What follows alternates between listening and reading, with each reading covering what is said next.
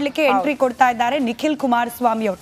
ಕಳೆದ ಬಾರಿ ಅವರು ಕೂಡ ಸ್ಪರ್ಧೆ ಮಾಡಿದ್ರು ಇದೇ ಮಂಡ್ಯದ ಲೋಕಸಭಾ ಕ್ಷೇತ್ರದಿಂದ. ಆದ್ರೆ ಸುಮಲತಾ ಅವರ ವಿರುದ್ಧವಾಗಿ ಸೋತಿದ್ರು ನಿಖಿಲ್ ಕುಮಾರಸ್ವಾಮಿ ಅವರು. ಈ ಬಾರಿ ನಿಖಿಲ್ ಕುಮಾರಸ್ವಾಮಿ ಅವರನ್ನೇ ಸ್ಪರ್ಧೆಗಿಳಿಸಬೇಕು ಅನ್ನೋ ಚರ್ಚೆ ಕೂಡ ಆಗ್ತಾ ಇತ್ತು. ಆದ್ರೆ ಯಾವಾಗ ಅಧಿಕೃತವಾಗಿ ಕುಮಾರಸ್ವಾಮಿ ಅವರು ಕಣಕ್ಕಿಳಿಯೋದು ಪಕ್ಕ ಆಯ್ತು. ಇದೀಗ ಇವತ್ತು ಬೆಳಗ್ಗೆ 11:30ಕ್ಕೆ ನಾಗಮಂಗಲದಲ್ಲಿ ಕಾರ್ಯಕರ್ತರ ಸಭೆಯನ್ನ ನಡೆಸಲಿದ್ದಾರೆ. ಬಹಳ ಇಂಟ್ರೆಸ್ಟಿಂಗ್ ಅಂದ್ರೆ ಸಚಿವ ಚಲುವರಾಯಸ್ವಾಮಿ ಅವರ ಸ್ವಕ್ಷೇತ್ರದಿಂದಲೇ ರಾಜಕೀಯ ಸಮರವನ್ನ ಲೋಕಸಭಾ ಸಮರಕ್ಕೆ ಸಂಬಂಧಪಟ್ಟಂತೆ ಇವತ್ತು ಪ್ರಾರಂಭ ಮಾಡ್ತಾ ಇರೋದು.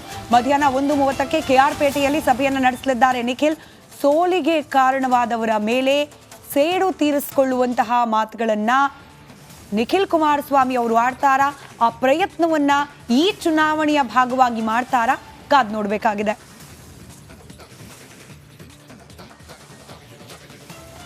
ನಿಖಿಲ್ ಕುಮಾರಸ್ವಾಮಿ ಅವರು ನಿಲ್ಬೇಕು ಅನ್ನುವಂಥ ಒತ್ತಡ ಇತ್ತು. ಬಟ್ ಅವ್ರು ಯಾಕೋ ಎರಡೆರಡು ಬಾರಿ ಸೋತಿರೋದ್ರಿಂದ ಮನಸ್ಸು ಮಾಡಲಿಲ್ಲ ಅನ್ನುವಂಥ ವಿಚಾರ. ಬಟ್ ಬಿಜೆಪಿ ಹೈಕಮಾಂಡ್ಗೂ ಕೂಡ ಅನಿವಾರ್ಯ ಆಗಿತ್ತು ಕುಮಾರಸ್ವಾಮಿ ಅವರ ಸ್ಪರ್ಧೆ ಮಾಡಲಿ ಅನ್ನುವಂಥ ಒಲವನ್ನು ಕೂಡ ವ್ಯಕ್ತಪಡಿಸಿದ್ರು ಅಂತ.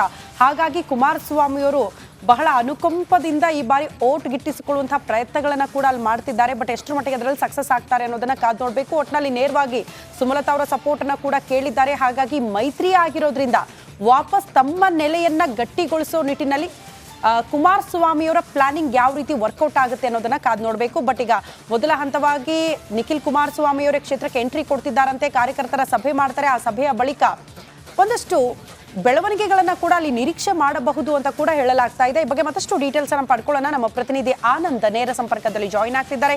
ಆನಂದ್, ನಿಖಿಲ್ ಕುಮಾರಸ್ವಾಮಿಯವರ ಎಂಟ್ರಿ ನಾನಾ ಲೆಕ್ಕಾಚಾರಗಳಾಗ್ತಾ ಇದೆ. ತಂದೆಯ ಗೆಲುವಿಗಾಗಿ ಶ್ರಮಿಸ್ತಿದ್ದಾರೆ ಮಗ ಅನ್ನುವಂತಹ ವಿಚಾರ. ಸೊ ಏನ್ ಬೆಳವಣಿಗೆ ಆಗುತ್ತೆ? ಎಷ್ಟೊತ್ತಿಗೆ ಸಭೆ ಇರೋದು?